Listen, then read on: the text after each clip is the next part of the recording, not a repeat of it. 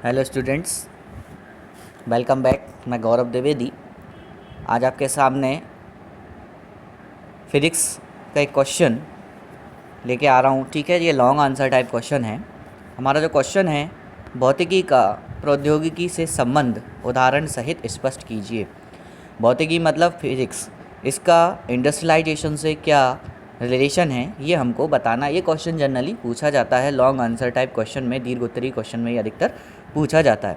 तो इसका जो आंसर लिखने का तरीका है, सबसे पहले हम ये बताएंगे कि भौतिकी का प्रौद्योगिकी से संबंध क्या है। सबको मालूम है भौतिकी क्या है और प्रौद्योगिकी क्या है। ठीक है, प्रौद्योगिकी विकास में भौतिकी का बहुत ज़्यादा यूज़ है। आज हम ये देख रहे हैं कि जर्नली यहाँ वहाँ हर जगह फ़िज़िक्स यूज़ हो रही है, चाहे वो बड़ी बड़ी मशीन्स हों, चाहे छोटी से छोटी मशीन हो, सब में फ़िज़िक्स का यूज़ हो रहा है। तो आइए स्टार्ट करते हैं। तो भौतिकी तथा प्रौद्योगिकी के बीच संबंध, भौतिकी तथा संबंध है भौतिकी के सिद्धांतों पर प्रौद्योगिकी को प्रयुक्त करके अनेक मशीनें तथा उपकरण बनाए गए हैं। जैसा कि हमको सबको मालूम है कि भाई फिज़िक्स का यूज़ करके, जैसे मैंने आपको बताया कि बड़ी से बड़ी मशीन्स बनाई गई है, छोटी से छोटी मशीन्स भी बनाई गई है। तो कहीं ना कहीं जो भौतिकी का यूज़ है वो प्रौद्योगिकी के विकास के लिए ही किया गया है स्टूडेंट्स। ठीक है ना। अब इसके उदाहरण हम बात करते हैं, जैसे टेलीफोन, टेलीग्राफ, टेलेक्स के विकास में हम बात कर सकते हैं। ठीक है, और ये समाचार हम रोज़ भेज सकते हैं।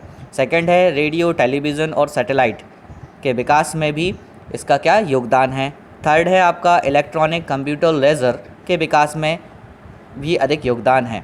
अब विद्युत चुंबकीय प्रेरण मतलब इलेक्ट्रोमैग्नेटिक इंडक्शन के सिद्धांत पर विद्युत का उत्पादन आधारित है।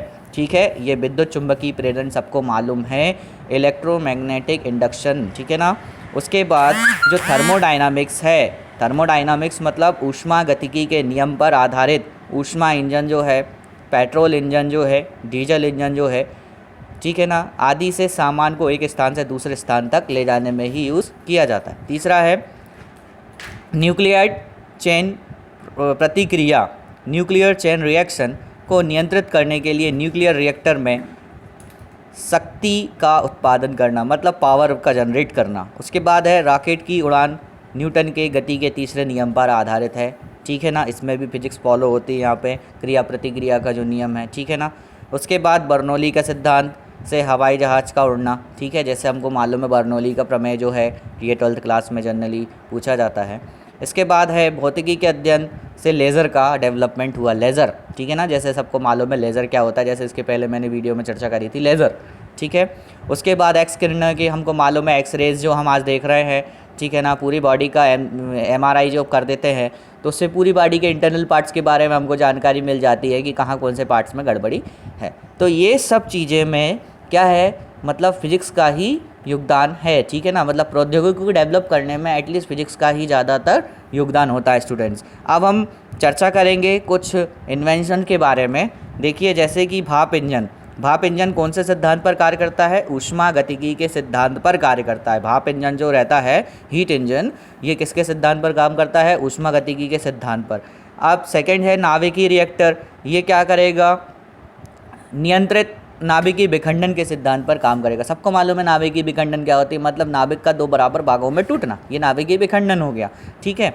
अब है रेडियो तथा टेलीफोन। ये विद्युत चुंबकीय तरंगों का उत्पादन या संचरण या संसूचन के सिद्धांत पर कार्य करता है। तो इस टाइप से ये आपके सामने एक पूरी टेबल है, यहाँ पे इसको हमको स्टडी करना है अच्छे से, मतलब कौन कौन सी प्रौद्योगिकी किसके सिद्धांत पर कार्य करती है। जैसे विद्युत जनित्र की बात कर रहे हैं हम, तो ये फैराडे के विद्युत चुंबकीय प्रेरण के सिद्धांत पर कार्य करता है विद्युत जनित्र जो है स्टूडेंट्स। ठीक है, तो इस टाइप से आपको इसको कंप्लीट करना है। ठीक है, तो सभी से निवेदन है, सभी से रिक्वेस्ट है, please read all the videos uploaded by me. Okay, thank you, have a nice day.